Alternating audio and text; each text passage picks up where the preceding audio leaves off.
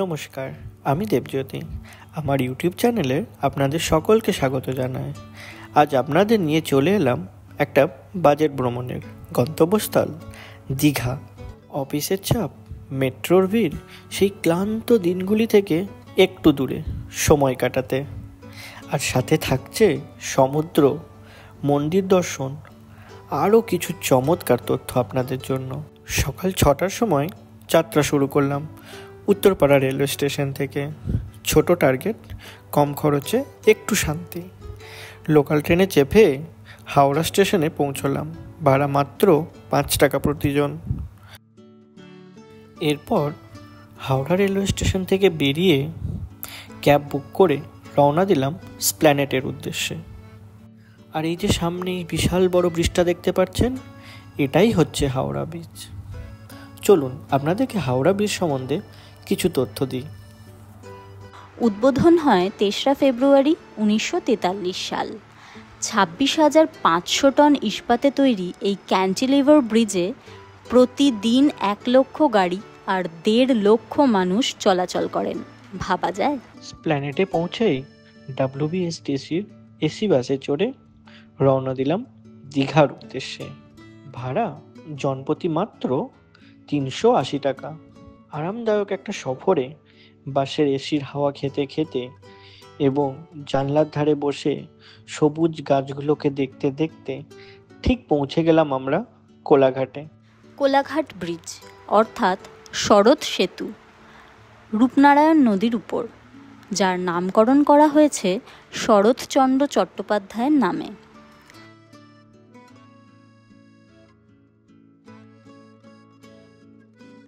ব্রেকফাস্টটা আমরা কোলাঘাটে এসেই সারলাম। বেশি কিছু নয়, সাথে ছিল পুরি আর ছোলার ডাল। ব্রেকফাস্ট কমপ্লিট করার পর আমার বন্ধু আমার জন্য একটা ক্যাম্পা কোলা নিয়ে এলো। আর কি, ক্যাম্পা কোলা খেতে খেতেই বাসে চেপে বসলাম। আবার বাস ছাড়লো দীঘার উদ্দেশ্যে। দুপুর 12টায় আমরা পৌঁছালাম দীঘা, এক সময়ের বীরকুল। 1800 শতকে ওয়ারেন হেস্টিংস একে বলেছিলেন পূর্বের ব্রাইটন। এই যে এটাই হচ্ছে রুম। চলুন আপনাদেরকে একবার রুম ট্যুরটা দিয়ে দিই। দরজাটা খুললেই দেখতে পাচ্ছেন সামনে বেড, আর বাঁদিকে এই যে একটা আয়না। ভালো, আয়নাটা খুব যে খারাপ তা নয়। তারপর আপনাদেরকে নিয়ে যাচ্ছি একটু বেসিনের দিকে। দেখুন, এটা হচ্ছে বেসিনটা যেটা আমাদেরকে দিয়েছে। খুব একটা যে ভালো সেটা বলবো না, বাথরুমটা খুব একটাও যে ভালো সেটা আমার পছন্দ হয়নি। বাট যেটা আমার সব থেকে ভালো লেগেছে এই রুমের, সেটা হচ্ছে রুমের ব্যালকনির বাইরের যে ভিউটা খুব সুন্দর। চলুন আপনাদেরকে দেখাই একটু, দেখুন।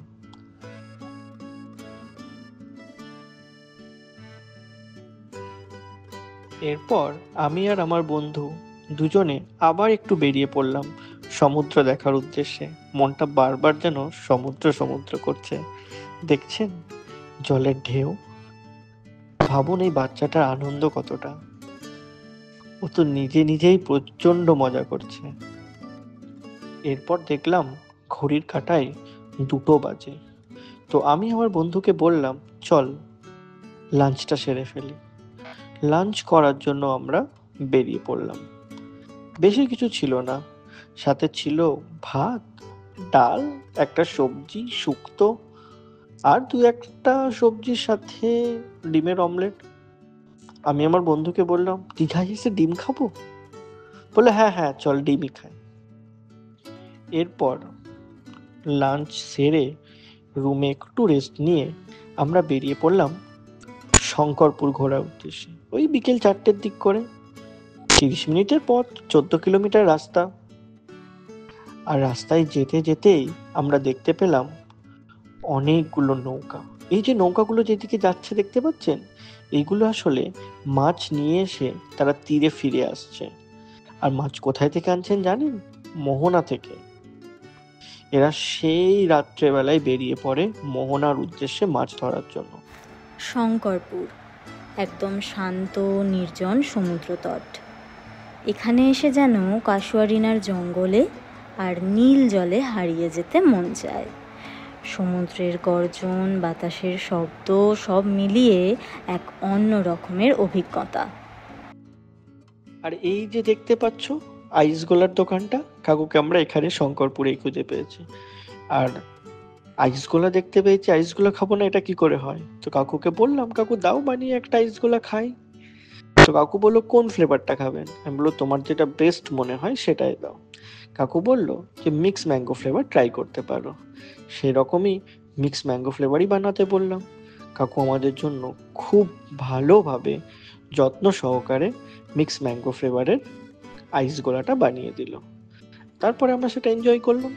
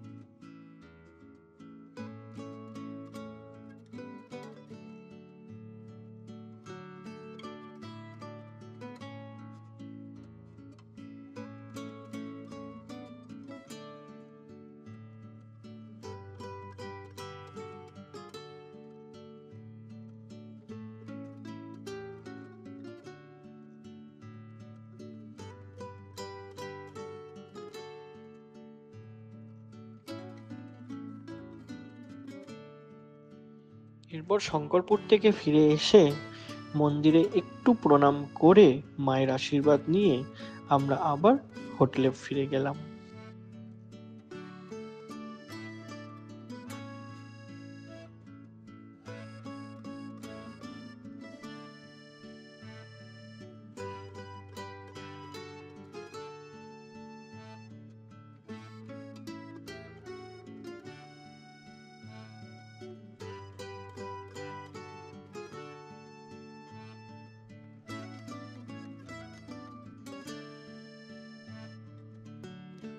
আর এই দেখো, এবারে লাস্টে সানসেট হয়েছে।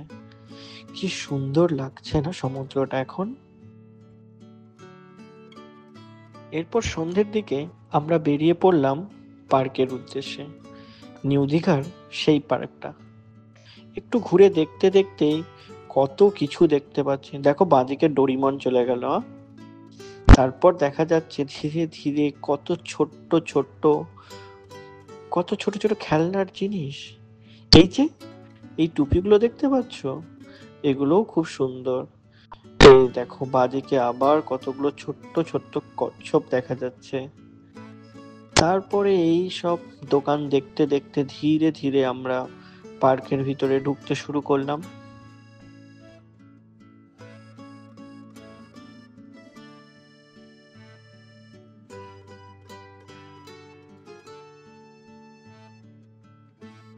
আর নিউ দীঘা পার্কের ভিতরে ঢুকে তার সামনে দাঁড়িয়ে একটা ফটো নেব না, সেটা কি করে হতে পারে?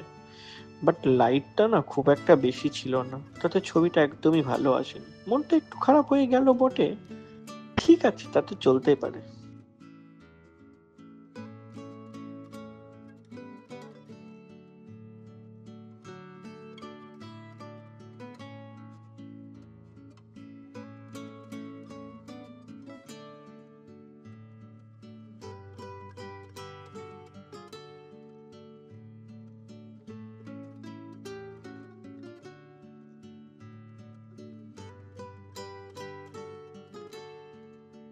সন্ধেবেলায় মাথাটা চরম ধরেছে, তাই এই কাকুর কাছে এসে পৌঁছলাম।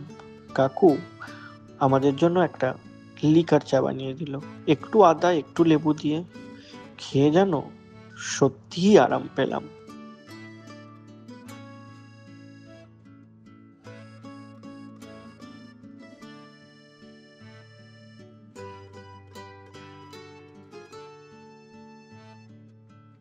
এই যে পার্কের ভিতরে দেখতে পাচ্ছ এই ছোট্ট ছোট্ট রেলগাড়িগুলো, এই যে টয় ট্রেনগুলো চলছে না, এগুলো দেখো চাকাগুলো কিন্তু নর্মাল, মানে রেল হুইল নয়। এটা খুব একটু অদ্ভুতই লাগলো, রেল হুইল করতে পারতো। বাট হ্যাঁ, আমরা বললাম যে এখানে চাপবো, বাট উনি বললেন যতক্ষণ না পর্যন্ত লোকজন ফুল হয় ততক্ষণ কিন্তু এই গাড়ি ছাড়বে না। আমি কৌতূহলে জিজ্ঞেস করলাম, যদি নাই ফুল হয় তাহলে কি ছাড়বেই না? উনি বললেন না। তারপর সেই হতাশ মন নিয়ে আরো একটুক্ষণ টাইম পার্কে কাটিয়ে আমরা আরো একটু আগে গিয়ে দেখতে পেলাম একটা মোমোর স্টল। তো মোমো দেখতে পেয়েছি, মোমো খাবো না সেটা কি করে হয়? তাই বসে পড়লাম মোমো খাওয়ার উদ্দেশ্যে।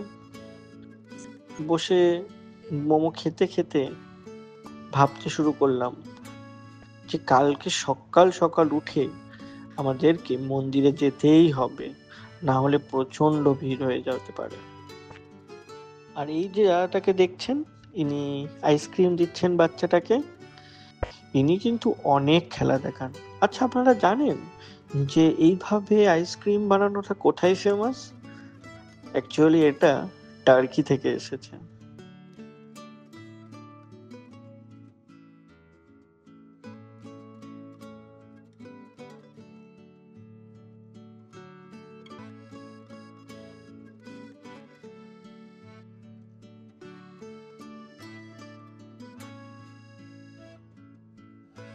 গুড মর্নিং বন্ধুরা, আপনাদেরকে সকলকে স্বাগত জানাই একটা নতুন দিনে।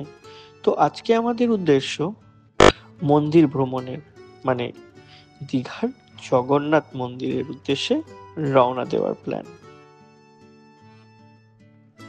দীঘার পর্যটনে যোগ হলো এক নতুন গন্তব্য, দীঘা জগন্নাথ মন্দির। এই মন্দিরের প্রতিষ্ঠা হয়েছে 30শে এপ্রিল 2025 মুখ্যমন্ত্রী শ্রীমতী মমতা বন্দ্যোপাধ্যায়ের হাত ধরে। নির্মাণ কাজ শুরু হয়েছিল 2022 সালে। পুরীর জগন্নাথ মন্দিরে দেবতারা তৈরি হন নিম কাঠে, যাদের বলা হয় দারুব্রহ্ম, কিন্তু দীঘার মন্দিরে দেবতারা তৈরি হয়েছেন পাথর দিয়ে, যা একেবারেই ভিন্ন এবং অভিনব। আকারের দিক থেকেও এটি বিশাল। পুরীর মন্দির তৈরি হয়েছে 10.7 একর জমিতে, আর দীঘার মন্দির দাঁড়িয়ে আছে প্রায় 20 একর জমির উপর। আর সবচেয়ে বড় পার্থক্য, পুরীর মন্দিরে ছবি তোলা নিষিদ্ধ, কিন্তু দীঘার মন্দিরে আপনি সহজেই মোবাইলে ছবি ও ভিডিও তুলতে পারবেন। এটি শুধু ধর্মীয় স্থান নয়, নতুন এক ট্যুরিস্ট স্পট হিসেবেও জনপ্রিয়তা পাচ্ছে খুবই দ্রুত। জয় জগন্নাথ।